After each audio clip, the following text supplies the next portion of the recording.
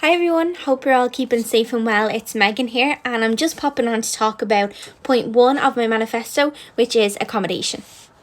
I'm going to split this up by talking about different aspects. I'm going to talk about purpose-built student accommodation, digs rights and rent freezes and caps. So as a welfare and equality officer over the last 2 years, I have had students come to me with nowhere to live, international students arrive with no accommodation booked, and I've just had some really distraught students with some very unjust situations happen to them, and primarily all of these have come from students living in digs. So that is why I'm really passionate about getting legislation in place for students living in digs, because currently they are not supported and they have no rights to represent them. A student can be asked to leave with no reasoning and they don't even get that 2-week window. They can be asked to leave straight away that day. If elected, this is something I really want to fight for, is rights for digs. I'm really lucky that over the last 2 years as a welfare and equality officer, I got a really valuable insight into the accommodation crisis and just how bad it really is in Ireland.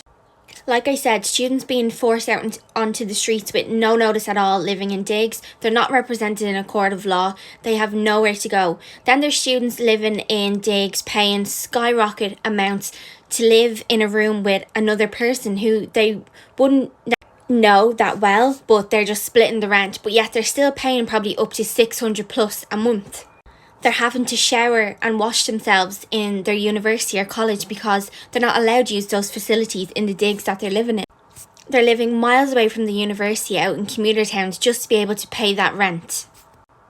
If elected on May 25th to 27th, I will fight for digs rights. I want legislation in place, and that is something I'll put pressure on the government to get. What else do I think? Ooh, my voice. Oh goodness. What else do I think needs... I actually can't take myself seriously after that. I need a second. What else do I think needs to change? I think we need more purpose-built student accommodation, known as PBSA, over luxury accommodation. So what's happening now at the moment is, especially in Dublin, the private sector are buying these accommodation blocks, and they're known as luxury accommodation because they have gyms, pools, and like the best of the best, but you're paying your tooth and nail to live in them. They're kind of targeting international students who they feel have a lot of money, but that is so wrong because students are not cash cows. These accommodations are just something that a normal student like myself would not be able to afford. So we need more purpose-built student accommodation that is, what it says, fit for purpose, that students can afford and not have to spend their lunches and every bit of money they have on this accommodation.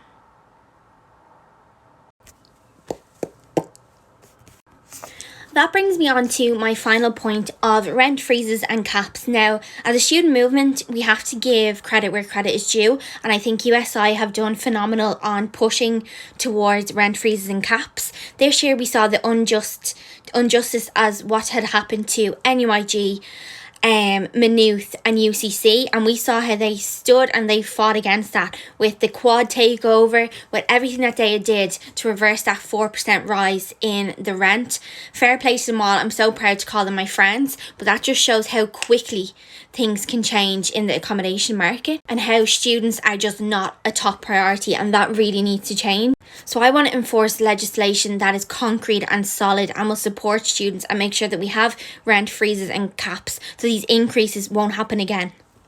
I've lobbied TDs and senators for 2 years, and I'll do it for 2+ more if it means we will get that. So everyone, thanks for listening to me babble on about accommodation. It's just something that I've got such an insight and been so educated on over the last 2 years, and I'm just so passionate about it. I'm so lucky to live in Dublin and live at home in my parents' house that I didn't have to go through these injustices, but I want to be your Dublin regional officer for you and the students that have gone through that. If elected on May 25th to 27th next week, I will do my very best to put accommodation at the forefront of every decision that this government is making. Not only that, but it should coincide with other things, like it should be a tight-knit support system you as a student going into 3rd level feel, and that will touch on to my next point, which is publicly funded education, but I'll leave that for another video. Thanks so much. Megan O'Neill, number 1 for Vice President for the Dublin region. Thank you.